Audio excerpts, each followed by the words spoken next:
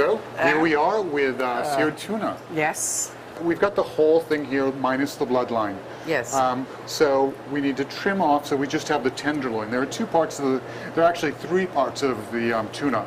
Ordinarily there would be a very dark red stripe here, that's the bloodline. Yes. Which you immediately remove. For the sauce we're going to use a whole onion, a couple of tablespoons of serrano chili, some cilantro, soya. So these are classic, actually, Asian ingredients with a little twist of the Mediterranean because it has cream. Ginger and little lime and the wasabi, which is the main component and flavor. Japanese horseradish. Yes, yeah. Okay, so 350 grams, I usually do. Would you gonna cut me? No, I won't cut you. No, I get it. Two fingers? Two fingers. It sounds good to me. And while it says cutting, I want to explain that we coat this in a little coriander seeds that we pan sear in the stove, and you can put them in a coffee grinder with a little peppercorn. We've put them in a cruncher. So we're just actually going to grind this over the top of these tuna steaks. And set, if you put a little of the salt on. Just a little bit of the sea salt? Sea salt, absolutely. And then we'll turn them over and do the other side. Perfect. And this just gets a nice crispy edge to it and it enhances all the flavors that we're going to put in the sauce that we're going to make. We're just going to do, if you do it, I'll help you. Okay, you're going to make me do it? Yeah. Right. Well, yeah. Okay, so this is... There's a little canola oil. Okay, a little canola, about 2 tablespoons. Yeah, and with that we're going to do 1 onion. One onion? Yeah, with like two cloves of garlic. And you want to just sweat those out. It's better on the grater, as you don't want big chunks in your dish, you know. Okay. And this is a chunky sauce. It's not a blended sauce. Now, and then you're going to add 2 tablespoons of serrano chili. Serrano chilies, and those are seeded? Yeah, they're seeded. And veined. Yeah, and that looks a little much to me, but we can taste it as we go. You know what? That's a very important fact. Whenever you're cooking, taste. And then you know when to stop, and when to go on. So we've got about, I would say, 6 shiitakes and 2 seta. Yes, and the shiitakes have been soaked previously, as we talked about. No, we're going to let that caramelize a little bit in the pan before we add our other ingredients. Okay, we're doing 3 tablespoons of soy, 2 tablespoons of the wasabi. And I'm going to add the cream. Okay, we're adding about a cup of cream here. Just regular light white cream. So cream and mushrooms go really well together. But add wasabi and soy and we take it to another level. And it's got a little bit of the green from the wasabi going into the cream.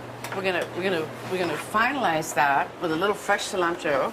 If you put herbs in too soon, they lose their flavor. Right. It's parsley. Some thyme can take a long time on the stove. But basil can. Yes, but cilantro is gonna sprinkle it, give it a freshness, and then a little tiny lemon. Because we're in Mexico, so we're using fresh lime. And we're using fish, lime's perfect. Let's put it on the pan. So we've got a hot pan of oil here. Yeah. This is canola or? Yeah, just a canola. Just going to put that in there, just like that. Yes, yeah. Okay. It's about 2 minutes on each side, and you can see as the color changes, you'll know it'll be time to flip it. It doesn't, even if you don't have a pan like this, if you shake the fish when the pan's really hot, you probably know the set. So we're just going to put that. Like that. Beautiful. Brilliant. It's got a slightly caramelized edge there. You can see the herbs coming through. I'd say that's ready to go. Take in the pan, and we bring it here, and we're going to just slice it right on the grain, slightly against the grain.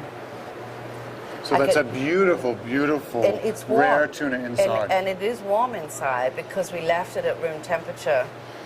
So bring yours over, I'll bring mine over. So here's our wonderful creamy wasabi sauce. We've got our pappardelle pasta. I'm just going to pour that right in. I think so. There we go. And, you know, this I love imported dry pasta. You can make it yourself. But this is such great quality. You really don't need to. Just make sure it's not overcooked. I love this pasta. It has egg in it. So we're talking about a creamy sauce, a buttery tuna, and the combo just seems to work really well. We just take the, if you mind taking the spoon, Seth, I just love to just make a nice little heap in the middle of the plate like that. And here you've got all these shiitake mushrooms, satay, brilliant, no? It's gorgeous. And then you can fan out your tuna, which we've pan-seared with our coriander crust.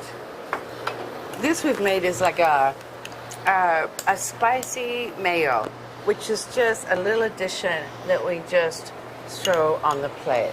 It's beautiful color. It adds more flavor. I love a little fennel with a wasabi ginger, pappardelle cream sauce, and a spicy mayo sauce on the side.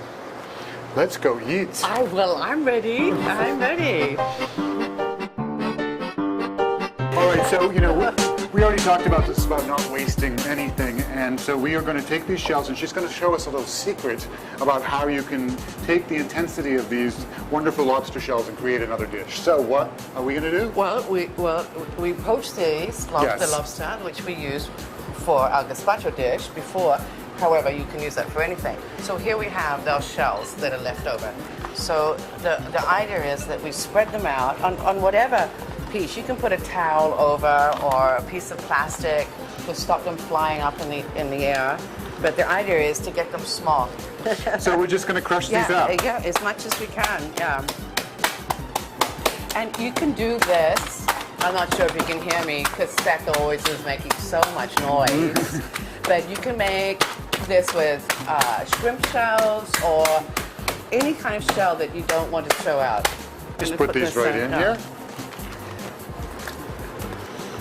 Just which we're going to put in. This is 300. It's like about 3/4 kilo or half a pound of butter. Just depends. It's like about half a pound of butter to a kilo of shrimp bones. We'll give you a ratio. But we're just going to add just a tiny bit of warm water. Pop that on, and it very low speed. Low speed. To start because we have these sharp shells. There we go. Oh.